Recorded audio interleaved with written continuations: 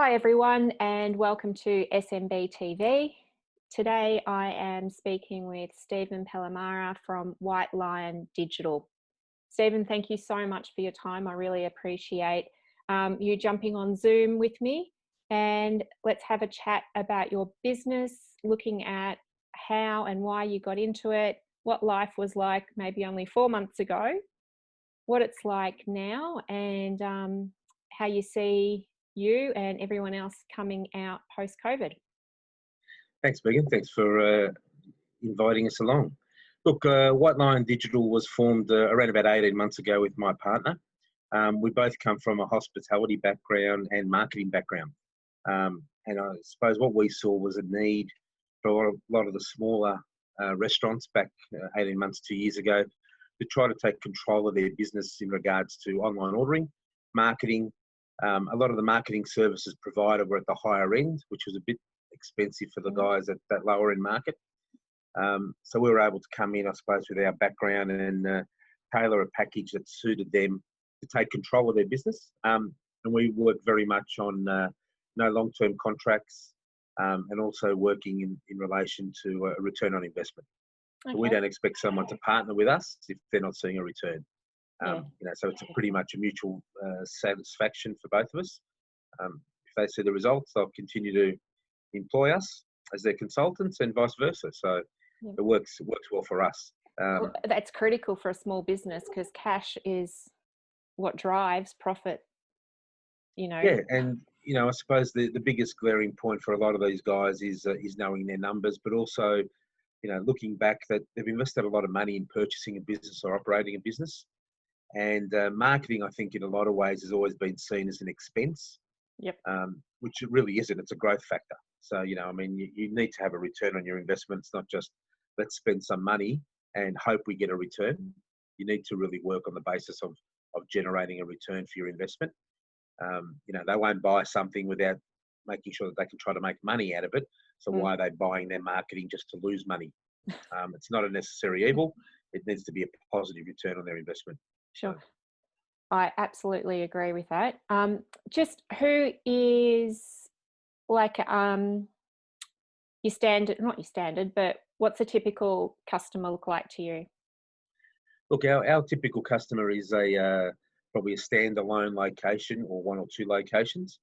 And it's normally run by the owner. So they're actually in the business. Yep. We find we get better results with people that are actually working in the business and understand their numbers than somebody that's maybe purchased a business and is overseeing that. They don't know their customers on a daily basis. They don't know what's actually happening in the idiosyncrasies of the running of the business on a daily basis. And we need owners to be engaged. For anything to be successful, they need to be engaged and their staff need to be engaged as well. So, your typical up to maybe 100, 150 seat restaurant, cafe, from the smaller 10, 20 seat to the takeaway restaurants. Okay. And depending on which part of the spectrum they sit, they might be a takeaway business trying to, capture more takeaway sales, and picking up local customers, to maybe more of a fine dining restaurant who's looking to birthdays and anniversaries to celebrate, and points of destinations, people coming out for celebrations for destinations. So it ranges across that food spectrum, but up to around about the 100, 150 seat capacity is our ideal client. Yeah.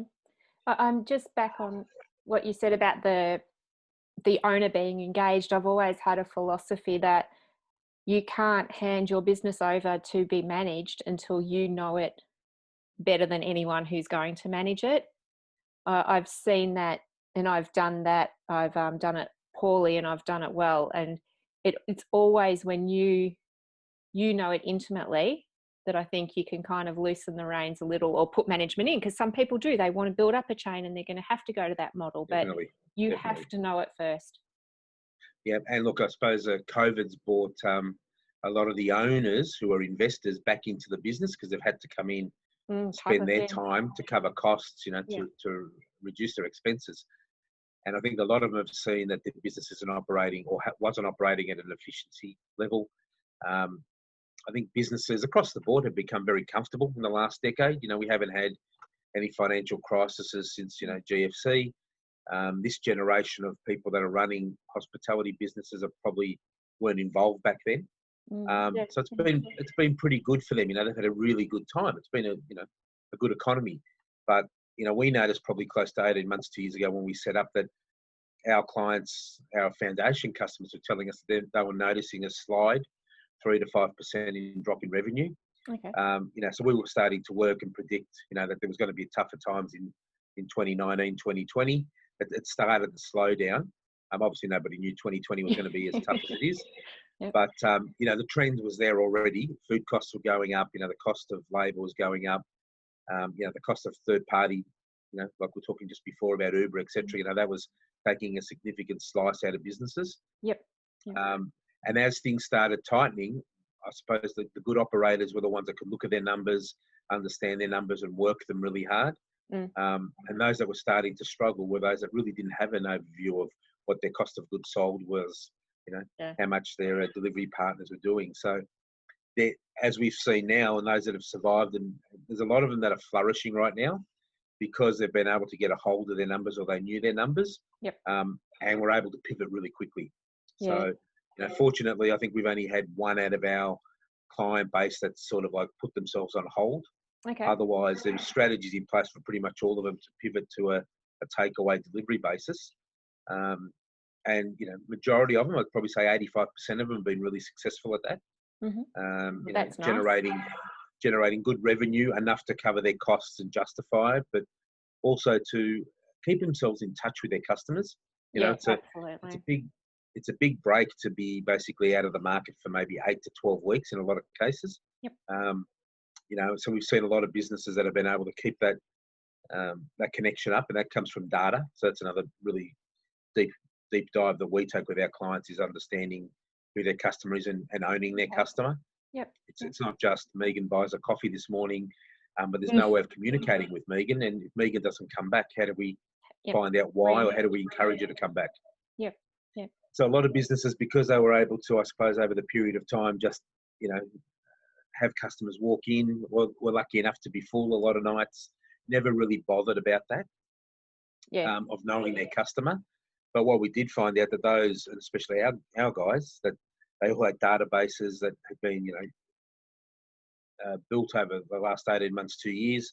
And they've regularly communicated with their customers. So as soon as they knew what their new strategy was, they were able to relay that straight out to them. Have an audience, As an audience. And what we found was, great empathy from the client to say, we want to support our local guy, we want to help them. Yeah. We There's want been to order direct. so many more global, not global, I mean like a local global campaigns, generic, just saying like support local. Yeah, because, we all like our local restaurant, cafe, takeaway, etc. And we know that they're all pretty much mum and dad businesses. So, we're not talking conglomerates here, franchisees. And they're the ones that are really hardest hit because they don't have the support network or the financial backing of a group behind them. So, it's been their businesses. Yeah, so it's been really important, and it's been really encouraging to see, I suppose, people's awareness of their local eatery. We all travel into local areas and different areas and sample areas, but I think a lot of us don't necessarily eat closer to home as much. And this has brought a lot of real visual to a lot of people of, their local eateries, of Indian, Chinese, Italian, and who's part of that business. It's not just, it's an Indian shop, or it's an Italian restaurant or whatever. It's actually who is the person behind there, the family. People have got to know the intricacies of the business. So I think there's a whole new way of business coming for people. I think consumers have become more deliberate in where they're purchasing anything. And like you just said then, the backstory to who am I supporting? Like very, very deliberate in knowing what it is and who it is that they're supporting, which I think has to be a good thing anyway. Yeah, I think, again, the whole COVID-19 thing it's been a reawakening for people on, I suppose, how they do business, how they interact with each other. Probably at a higher level now. We're more intimate about, as you said, wanting to know who the person is, what the business is about. it's not just like, oh, we need this, we need that. Let's go to our baker's delight, or let's go to, Yeah. it's And more we're about more who's the person forgiving of behind each that. other. We're more Yep, yep, more understanding. tolerance. Yep. Yep. Hopefully that's something that maintains and continues on. We'd all like Yeah, to see that, absolutely. a new way of relationship building, I Yep. suppose. But that, I suppose, that's been the basis of our business model, has been building a relationship, one with the restaurateur or the cafe owner, Yep. but secondly that they are building that relationship with their customer. Yeah, absolutely.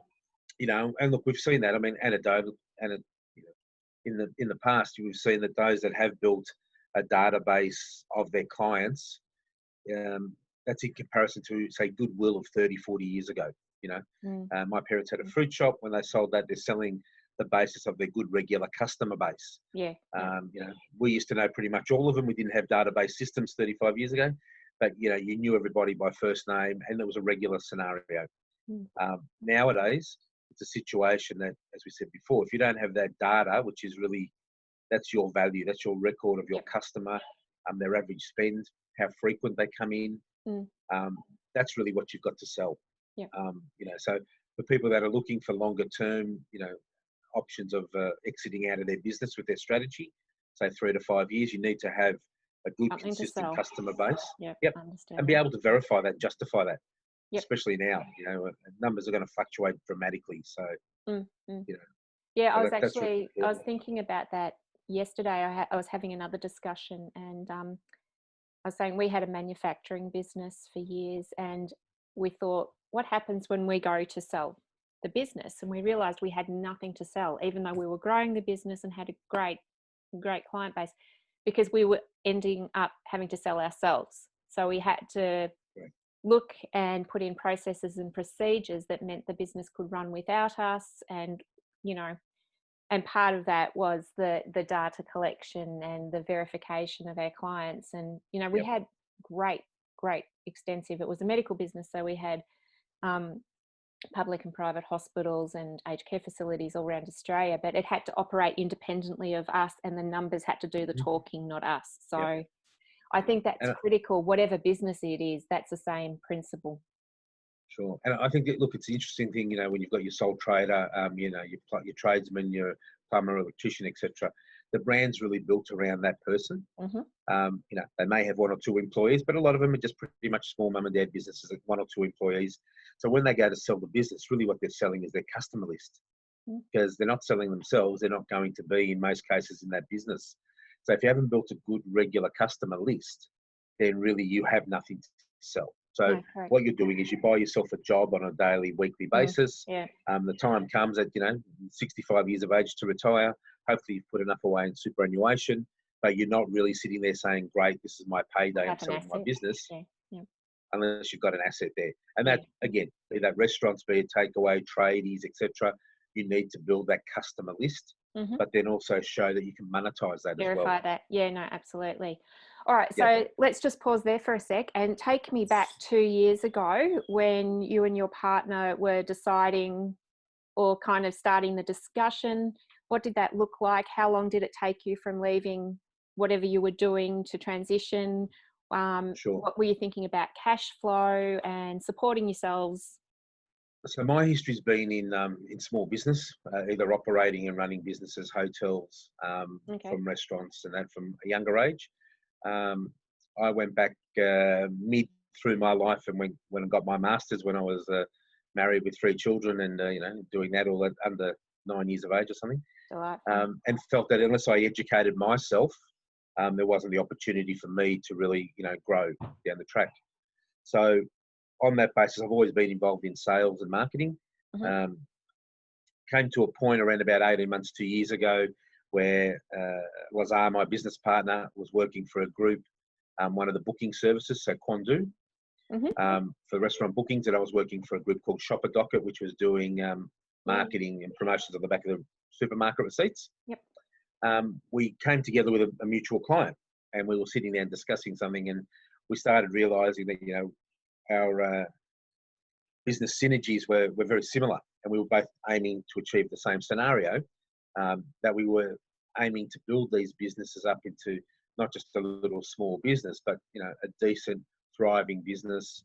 And we felt that we had the opportunity to do that combined, the way that we were operating and how our philosophy was. So we looked at what the key points were, and really for those was about the data collection. It was a real gap in the market, but also the reliance on these businesses on third-party providers. There was all these people taking a portion of their business, be it from the Fork or TripAdvisor, etc. A couple of dollars ahead every time someone booked a table. To people, ordering through Uber Eats, Menulog, etc. The one factor across all of that was none of them were really bringing new customers to the business. They were tapping into the current customer database. Just a different way and then taking a slice of that. Yep. Okay. Yeah. So they're not providing a facility, let's say, to book a table, but it was the same customer. So, you go to your local restaurant, Megan, in your suburb, and you know the name of the restaurant. So you jump online, you have a look, you see that there's a button that says, book a table. Yep. You don't know that booking table is going through a third party. Yep. Right? The business themselves didn't really understand that they were able to provide that themselves. So in a lot of ways, they were paying dollars and dollars, and we have lots of stories of $2,000 to $3,000 a month for bookings. Wow. For customers that pretty much 95% of them were regular customers. All they wanted to do was book a table, but the business hadn't implemented the right system. So if all of a sudden you put, you don't lose any customers, but you put that same $2,000 back into the business, either in the business owner's pocket or a share of that goes back to growing the business through marketing it, that's got to be a positive. So what we have noticed right now, and again, going back to that 2 years, but to now, the booking groups, as an example, they haven't been able to book tables because nobody's able to go into a restaurant. So they've actually lost all their total revenue stream because they weren't generating any new inquiries. They were basically taking from the business. So we wanted to put ownership back into the business's owners' hands of their customer and of their data. That's really where we started from that point. And if we could save the money, we wanted to take away the point of marketing was an expense. Yep. We were saying, well, if we can show you a saving in your business, one, you can put some back in your pocket, but some of it we want you to reinvest in the business to grow it, because that wasn't money that you had previously. Yep. They've all seen great results from it because they can see that, one, they're not really needing to dip into their pocket much more than they had in the past, but now that they're actually generating a measurable return and they can see a growth, real growth. So yeah, look, working with that small business group, you have that opportunity to be able to find the areas to make those savings. And that's where we've really based our business over the last 18 months, 2 years. Okay, so just back on you guys, you worked out what your business model was going to be.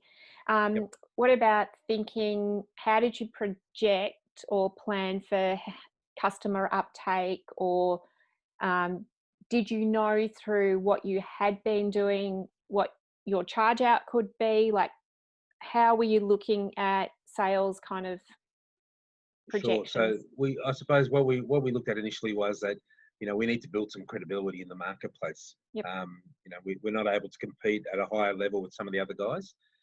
And while we were determining the exact services that they wanted, we had our core base of service. Yep. And from that, we were building additional services as required. We set about building a foundation of about 15 to 20 clients as our foundation customers, and openly working with them and explaining to them, they knew our background, what we were doing. Okay. It was a benefit to them. We were going to onboard them at a lower rate than our future customers, yep. Of course, because we're learning, we're trialing, we're testing and you're getting testimonials, referrals. Yep. And and they're getting obviously access to services at a better rate. Yep. And they were able to make a decision as well if it was good for them down the track without needing to go heavily into that. Yep. So it was building that base, that foundation, and we definitely were a lot cheaper than we needed to be to start with, but that got us the in. Yep. We've built some really good long-term clients from that who have grown with us as well, and we're able to obviously bring on new clients with a more efficiency in the way that we onboard them, bring them on board, implement their services, and help them pivot their business really quickly. So again, learning curve like everyone, you learn to crawl before you start running. We all made little mistakes. Fall over a few times. Yeah, true. Or our scenario is let's bite off more we can chew and then just start chewing. Work out how. So if we can do that and maintain I suppose the benefit we've had is that real contact with our business owners. It's a one-on-one relationship with us. Yep. There's our team. We've built our team up. We've got a web designers and that now on board. And our services have expanded out as well. So we've gone from just that restaurant marketing. Probably 60% of our client base now is hospitality, but we've branched out to more commercial as well, and then implemented new platforms and new services, social media marketing and web design, etc. So it's been a fast, steady curve, but our core of our business, is that hospitality and working with that smaller retail client. Okay, so just the practical logistics, just say at the end of last year, of how you were interacting with your client base as opposed to today. So definitely, obviously, a lot of our meetings were personal one-on-one. It'd be a structured, meeting in their restaurant cafe, and that gave us a real understanding of who their customer was and watching their operations as well. Yep. So the discussions were always about how to improve the operations, how to improve the staff engagement as well. The only thing, my background from that was, was understanding that they needed that staff engagement. Obviously, pivot, say 6 months later, and we're at the situation where, there's not really many staff left in a lot of these places. It's the owner, a little bit of family, and maybe a couple of key employees. Suddenly everyone's doing a lot more work. We're now communicating, obviously, through Zoom, a lot more phone calls, a lot more emails, which doesn't necessarily suit my persona, because I like to be involved. I'm not really just sitting behind the keyboard person. But at the same time, there's a lot of efficiencies that have come from that, less driving, less downtime in that area. But I suppose, we're able to really just jump on board now and have that conversation if we need to. We don't need to wait a week or structure a time. It can be a quick 10-minute phone call or a Zoom meeting if need be. And I think that's broken down a lot of those barriers. So at the same time, we're all learning to run our businesses differently, be more efficient, but also help our business partners who are, our clients, to run their business more efficiently. It's not their background, so if we can implement some of those strategies that help them, then everybody's going to benefit as well. So there's a whole new, I suppose, vision of how people do business in the future. Yep.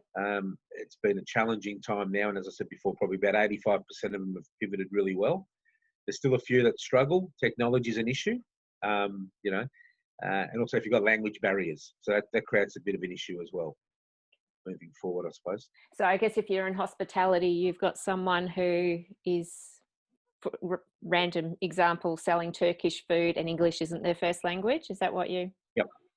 Yeah, look, the example I'll give is I was at a restaurant the other night. I got called in to help implement some online ordering. The father rang in a noodle shop, and he passed me over to his 10-year-old son, who basically becomes the interpreter. The interpreter. So the benefit there was, the question was, when can you come in? So, I made it an effort. We went out, sat down, and really was dealing with the children as interpreters. The parents are running the business, the cooks, but, at the end of the day, language is a barrier for them. That must be so frustrating. It is, and obviously Chinese is not my first or second language. So, I mean, both sides for them who they know what they know. Correct. Being able and, to very knowledgeable in what they do. It's really absolutely. getting it across to people. Yeah. But what we have found too is that if you're a genuine person, I mean, look, they definitely could have gone to a Chinese-speaking marketing organisation, but I think what they find is that they were referred to us via one of our other clients, and so I think they've realised that it's the quality of the product and the service. We'll be able to get over language barriers. We can get interpreters. We can sort that out. Yep. And once we understand, and once they understand how we both operate, it'll make life a lot easier. So it's just, sometimes you get those challenges, and especially at the moment, there's a lot less people around to help everybody. So you're really, dealing one-on-one in that area.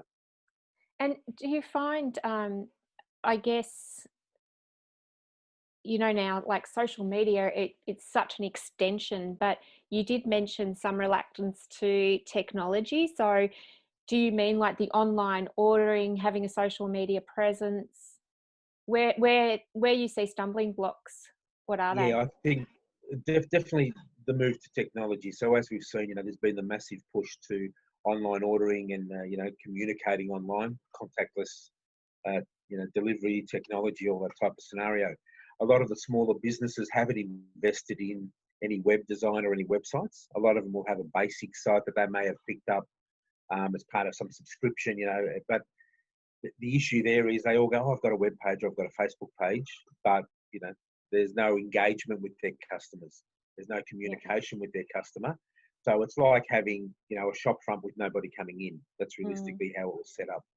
So it's been a big learning curve for a lot of them to understand that they need to have a web presence, but not just a presence, but something that's being maintained and managed with regular content, because they don't understand the platform that they're on. That Google, as an example, being the major search engine, is really compliant in ensuring that their customers are providing fresh content. Because Google's user experience is that if you want to look for something, Megan, you want to buy a pair of shoes or find your local retailer, you don't want to be searching 4 or 5 times. They want to give you the perfect hit at the perfect opportunity. So for them, you'll continue to come back and use their platform. So the small business guy that hasn't, or person that hasn't actually established that digital presence, is not relevant in that scene. And right now, when it's not about walking past and buying your lunch, it's, oh, what was the name of that restaurant up on, Smith Street? Yeah. And then you look up online and then all you see is, oh, there's no website and there's an after hours number maybe. So they weren't in, how would you say, they weren't offering their customer what their customer needed. So where we've seen our big uptake has been that move to technology. A lot of these smaller businesses wanting to go online, implementing online platforms. And again, if you're not up with technology, it makes it really hard for a lot of these guys to jump on board, create their own site, have it implemented, make sure they've got all the payment gateways, everything in place. So I suppose the service that we were able to roll out to a lot of them was that online ordering platform with delivery, pretty much set up that same day, so they could be operational. That was going to be my next question. What was your turnaround? Yeah, our turnaround realistically can be 4 hours from start to finish. We try to work on a 2-day turnaround because normally there's other information that's supplied. But if a customer came to us this morning, they'd be able to be online this afternoon and be able to trade and have a digital platform to be able to do that, which has been really vital for them. Because a lot of them, have had to make a decision within a day, 2 days. What are we doing? How do we do this? Where do we go to do this? What's the best spot? So that's been a revolution for a lot of them because our platform goes in without a commission fee. So where we're up against the Uber Eats and the menu logs and all the third-party delivery partners who are, anywhere from 25 to 35% of the sale. That's just crazy. For us, it's about just a service fee per month.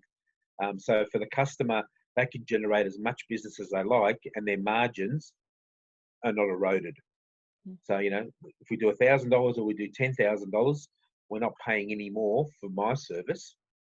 So the whole idea is... So you're a fixed cost.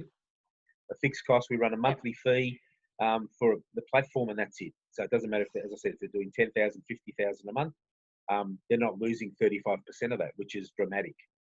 That's just massive. I can't fathom. I'm thinking back to different businesses that I've had and losing that much of your sales, like not even of your profit, of your sales. That's just a killer. That's right, and it's correct. It's not of profit; it's of gross turnover. Yeah. So I had one business the other day, and as I said, he was paying, this one particular guy paid about $1,000 a week in commissions just from one provider, and he said, "Steve, it's as if I've had a business partner who's taking a third of my revenue and doing nothing for it." Yeah. So he's losing a third of each week of his turnover before food costs, before overheads, etc. And as we discussed before, in the past, it was probably okay because that customer in some ways would then come in and dine in and you'd get the full 100% of his customer spend. Whereas now, every single dollar that's walking out that door is losing a portion of that revenue and they can't make up that difference. So that 35% is exacerbated across the business because I'm suddenly doing $20,000 a week and I'm losing $7,500 in commission before I pay for my food and my costs and my staff and my labour.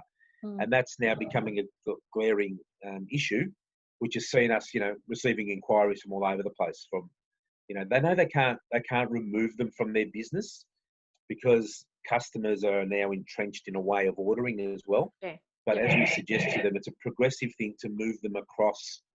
And like yourself, you've probably got a lot of local restaurants and cafes that you and your family have dined in or maybe ordered takeaway from. You didn't know that was the cost. No. Right? And now that they do know, it's been really publicly aware the last 2 months or so through the media. Now that they do know, they understand that if they've got other options, they will contact them directly. And that's where we come in, because we provide that direct contact, which allows them to make the sale, keep the customer, and the important thing is actually capturing that customer data. Because when you're doing something through a third party, you're doing a transaction. You actually don't own that customer. The third party business does. They have all the contact data. You receive a delivery address or a name, a first name, but you're not allowed to market to that customer. They're legally not your customer. Wow. And we've also that seems suicide to me from a business perspective. Well, it is, and what also happens is, and we've seen it, is that what these platforms do is they actually suck your regular customer into that platform.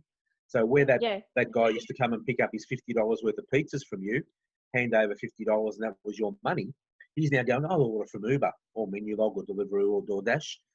Still costing him the same, maybe a few dollars for delivery, and they're okay to do that. It's a bit more consumer. They're willing to spend a bit of money nowadays. But they didn't realise that $15 from that $50 never made it to the customer, so the restaurant.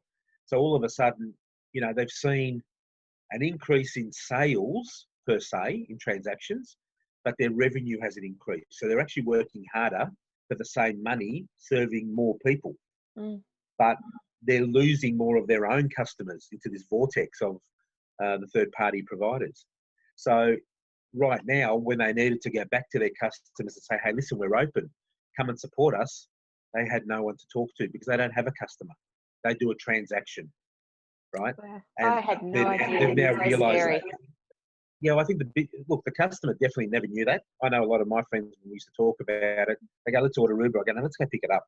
It's 2 minutes down the road. Let's save the guy 35%. And they'd go, what do you mean? I said, well, this is the story. Oh, we didn't know that. And this is their regular place they've been to for years. Yep. And, all of a sudden they've gone from giving him that $50 to only giving him $35 for the same food. They're still paid $50, but someone else has now taken that portion of money just to provide a driver or something like that. So there's now solutions out there, which is fantastic. And I think, the new way of business will be that the third party guys are going to struggle a little bit more in the future, which is not a bad thing, which means that the businesses themselves will put more money back in their pocket. And hopefully that'll, and look, for some of them, if you could tell someone that, look, I'm going to give you another 20% increase in your revenue this year, you're not going to have to work any harder for it. Most of them would jump for joy. And that can really easily be done now with just a few strategic changes in their business structure to just try to capture more of their own customers. So that I think is a real good positive moving forward for the industry, across all industries, from retail as well. We know retail's being impacted dramatically. Well, I was going to ask how you saw things moving forward, but you've answered part of that on behalf of your clients. What about your business? How do you see you guys moving forward? So for us, we're actually probably, we're budgeting on probably a doubling of our customer base in the next 6 months. We see that with different systems that we've implemented, we've made ourselves a lot more visible. I suppose, it wasn't about us in the past, but our online ordering platform, we've realised that we really need to be a bit more visible to capture just the general inquiry before they get caught up with the Ubers, etc. So we're investing along those lines. We've also launched a couple of new websites and a couple more industry-based areas to engage with, retail customers and hospitality customers. As I said, we've probably put on around about 40 to 45 customers in the last 4 weeks, which has been a massive increase for us. Brilliant. So with that comes obviously growing pains. So, we've had to onboard a few more people and implement new strategies and automate a little bit more as well. But we can see potentially that, we'd like to probably make that, a number of about 200 new customers in the next 6 months. And again, I think it's because we're able to help people go back into their businesses, realign them, make sure that they're moving forward. There's a lot of businesses at the moment. I spoke to one this morning. He's a fine dining restaurant. He said, Steve, it's not just as easy as opening the doors. I've got to get front of house staff again. I've got to retrain everybody. We have to make sure that our premises are, maintained properly with COVID-19 regulations. He said there's a lot of new costs involved in us. And he said that's just not going to happen on the 1st of June. He said, so, a lot of them are saying they're going to wait and see. They're going to continue doing what they're doing because it's working for them at the moment, doing takeaway and delivery. And when they feel comfortable and they can get to a viable spot to reopen, then I think you'll find a lot of them are going to go in very cautiously because their overheads just skyrocket as soon as they open those doors, and they need more front of house staff and, as we said, the hygiene services and the cleaning that needs to be done nowadays. Some businesses just won't reopen. That's as simple as that. I think we can see that comfortably. People that haven't been able to run a business properly, know their numbers, probably aren't in the right spot to reopen. So for us as a business, that's going to be a lot more consultative. I mean, we've got to pivot at different times as well. All of a sudden, we now need to ensure that our customers can do contact tracing, right? So they're coming to us and saying, well, how do we do this? Right? So all of a sudden, from 2 weeks ago, it's about making sure they're getting online. He's now saying, well, we know you're pivoting back in again. It's a mixture of both, but you've got new regulations now. Business isn't the same it was 3 months ago. You need to trace these people. You've got to capture that data. You've got to have it readily available. It's not with a pen and paper because that goes against everything about contact. So it's implementing all these strategies and situations that were not even thought about even 4 weeks ago. So you're learning to be very adaptive. Yes. So, like within 3 to 4 days, we've had to basically structure, implement, and find the right platform for our clients to say, look, this is what we believe is going to work for you guys. This is going to help you, and then roll that out. So, where we were planning to do certain things in the next couple of weeks, we've sort of had to work within that scheme of things and suddenly say, yep, we've got another platform and things that we have to roll out to our clients to help them maintain. So that's an issue of current customers, but then we've also got the potential new market to reach out to as well. All right. So take your mind back 2 years. Did you think that you would be an online ordering alternative? That was always going to be a part of the offering because that was able to generate that revenue. Yep. Okay. We never thought, I don't think we thought it was going to be the core of the business. But what we see that as now is the foundation of our business moving forward. And once our customers are with us and they've got a relationship with us, we can see the other potentials to them moving forward in additional marketing, actually growing the business now that they're getting this revenue back in.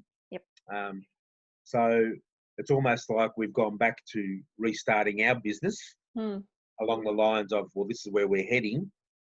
Not forgetting what we've currently got because that's vitally important to us. But our new clients will move over to the other part of the business later once they become more established. But it's like, I suppose, starting a brand new team. We're all getting to know each other again. We're coming out with new products, new services, new enthusiasm. And once they get after 3 or 4 seasons in, they become just part of the team. So it's exciting. It's reinvigorating, of course. Certainly is. Potential's there. And I think for us, it's the important thing is that we're working with people that want the help, the real help, that are actually able to say, yes, we understand the business. Because as I said at the start, if they're not engaged and they're not working it, it's not going to work. We can come up with all the great strategies and throw lots of money. That's not what we want. We want them to be able to go home, look at their results, be excited, but planning extensions and buying other locations and taking advantage of potential opportunities that come up because they're in a better position than they were 6 months or 12 months ago. Yeah, that's brilliant. Hi, just to let you know that at my end, a fuse blew, lost internet, lost lights. This is COVID life with everyone jumping on the internet at once. So it was a little bit crazy. So here we are for the second, the second part. So when you get the interruption, that's what it was. So before we left off, Stephen was just explaining how onboarding between current clients, integrating to the new systems versus the new clients who will kind of start at the foundation of their ordering system and move through the different products and services from there. So do you want to add anything else to that, or? No, look, I think hopefully if we've got all that there, it was all part and parcel of that. But look, the aim is really to grow them from the introduction of the online ordering to our full-blown marketing services if and when it suits them to take that on board. Awesome. Yeah.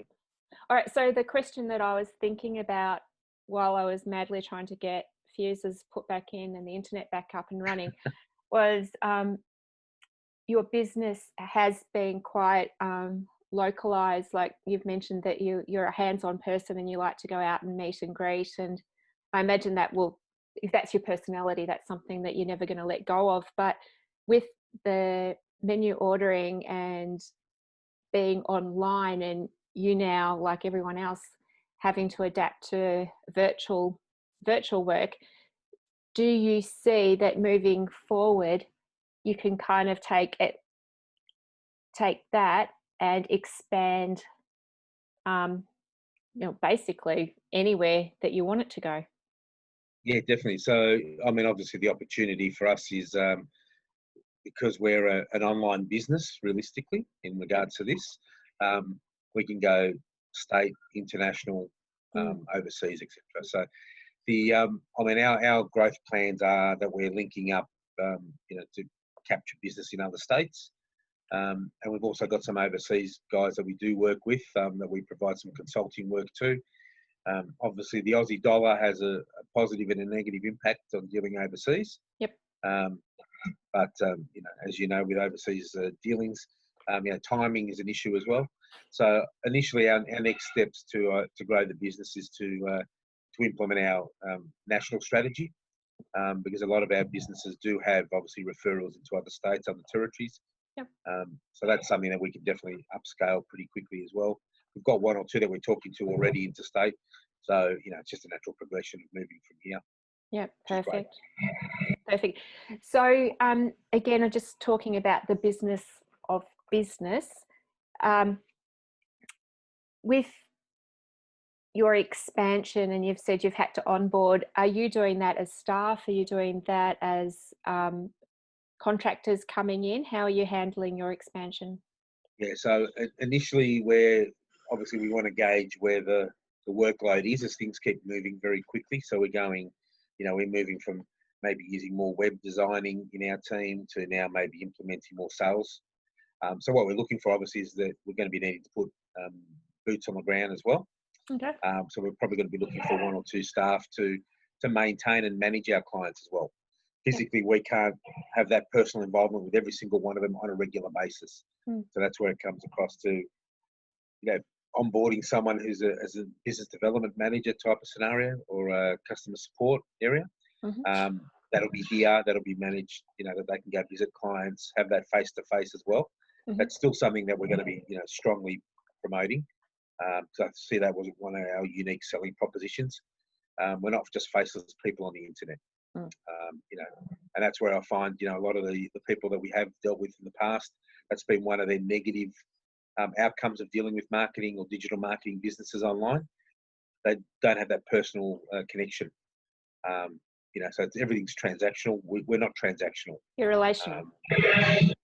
Correct. So in the long run, we don't grow as quick as a lot of the others. But, our turnover and our loss of clients realistically only happens because most of them end up selling or getting out of the business. Okay. So we take pride in that we maintain our client base, and our our percentage is probably sitting at that 95% of our retention. clients. Yeah, that's awesome. Yep. Which is great, because there's nothing worse than having to lose 5 and gain 6 to move forward. So we can put our resources into looking after our current clients and pick up the referrals like we're getting now, or as we push into different areas, obviously that'll be a different growth strategy. But the aim really is to grow it properly, manage it with the right people. That's going to be critical for us. We do a little bit and have done some contracting out. But for us, it's a way of getting to know people first to see if they're going to form our team correctly, if they fit our mould that we're after. But we're very much about building our people as well, which is, that's what a business is all about. Well, it is. It's your culture, isn't it? Yep, correct. Okay, so another business-oriented question is retrospect. What do you think, and this is just from a business perspective, so, planning, budgeting, pricing, what do you wish you had have known before you started? Look, what I knew and what we didn't do is something that we did know. There's nothing that's come up that we didn't know. Okay. Over our, both 30 odd years of experience, I suppose, a bit like everybody else, we all thought we could fast track certain little things. But realistically, the foundations of what you need to do need to be done. You can't really jump 2 steps forward and think that you're going to move forward. So for us, it's probably been a little bit more on internal operations and management and paperwork and all that side of it, on how we manage things. Sometimes we'll scramble, Yep. or I'll be juggling too many things at once. So it's more about time management. Always been an issue when you're trying to do too many things at once. Yep. And trying to keep all your customers and clients, Yep. Absolutely. at the front. Yep. They're the priority, and you don't want to neglect or ignore anybody. So you try to do as much as you can. But that sometimes leaves your admin side a little bit. You hit that wall and you go, geez, I'm going to have to spend a bit of time doing this. So there come some of the weekends that you hope to have with family and friends. Maybe is catching up on some inefficiencies. But I think that's the main thing we've noticed with most of our people that we know in the industry, and any industry really, is you probably don't reach out enough to ask for help from those that have done it before. That could probably fast track some of our steps. Absolutely. We don't need to reinvent the wheel. There's nothing really that we could reinvent that's probably more efficient than most other things out there. You've just got to look for the right thing, and share the load. It's again, small business. There's only the 2 of us. Luckily enough, with us, we're dealing with business people day in, day out. So we're exposed to a lot of different personalities, a lot of different networks, which is exciting.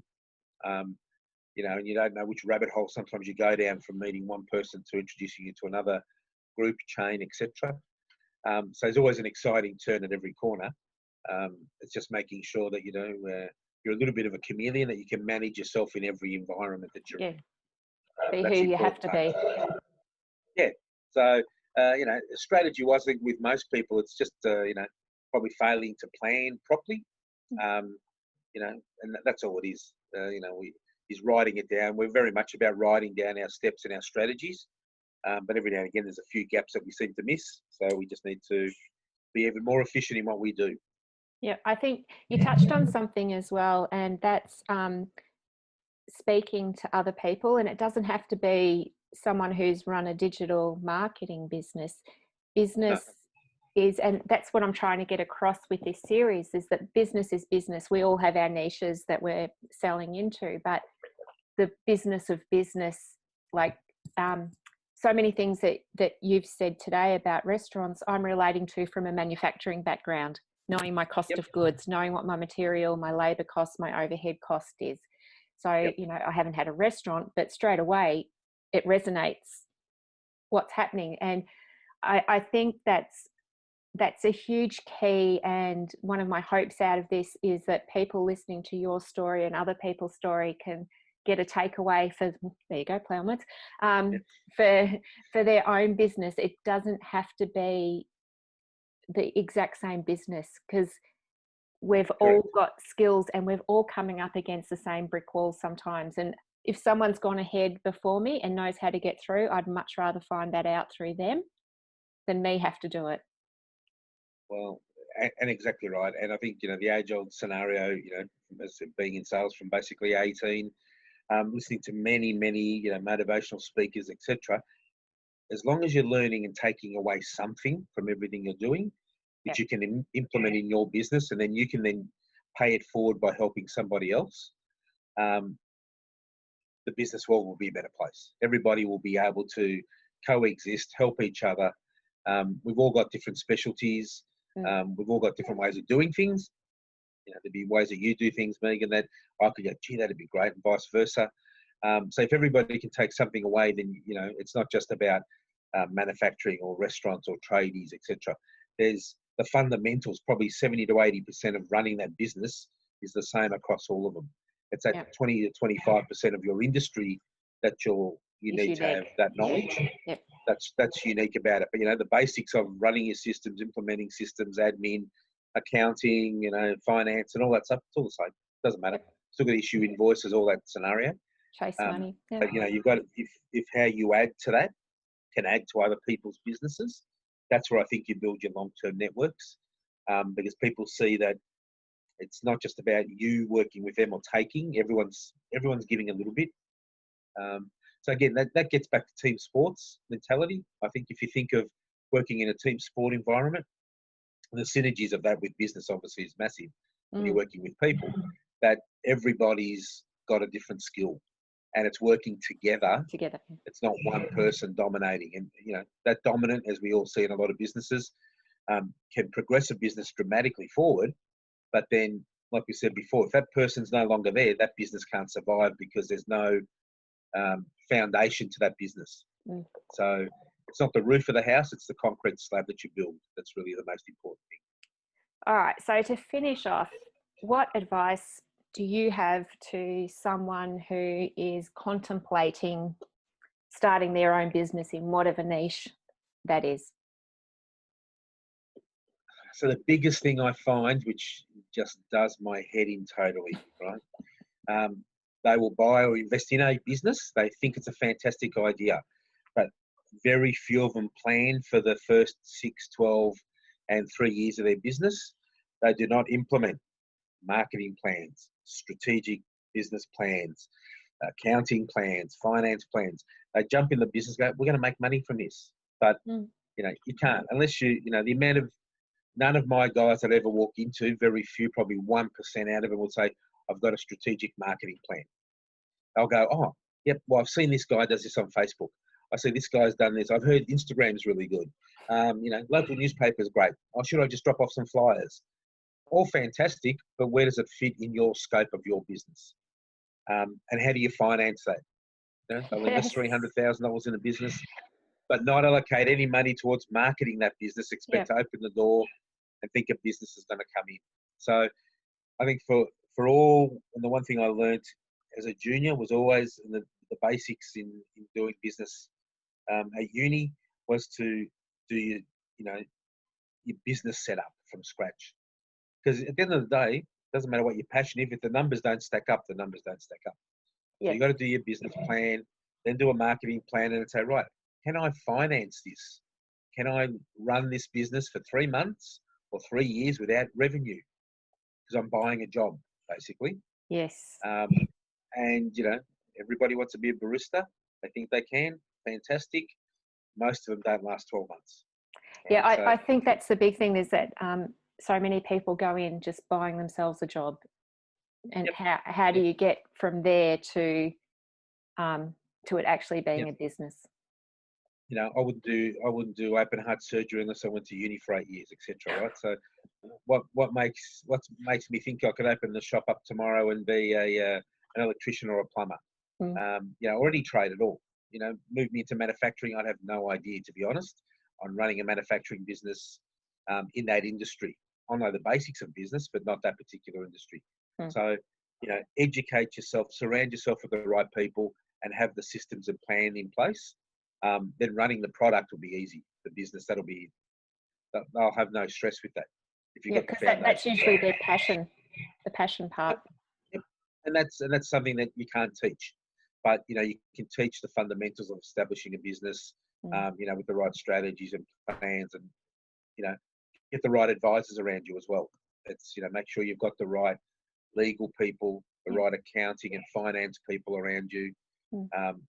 That's what they're experienced in. And Yep. so why not use them for what they're for? That's an investment in your business. Again, it's not an expense. Marketing, accounting, finance, they're all investments in building the foundations of your business, to then go run your business, and they'll be there to support you. They're your safety net. Yeah. That's probably the biggest thing out of everything after all these years. All right. Well, thank you very much for your time. It's been great. I think people are going to get a lot out of this. And I just really love how reactive you've been able to be. Like, I think that from what I'm hearing, it's being that close to your customer that you're identifying their pain points, you're listening to them, and then having a solution to meet that need. And during this time, we're going to hear so many sad stories, and my heart breaks for those people, but it is nice also to hear encouraging ones of people whose businesses are growing and can see a clear path out. So thank you and well done.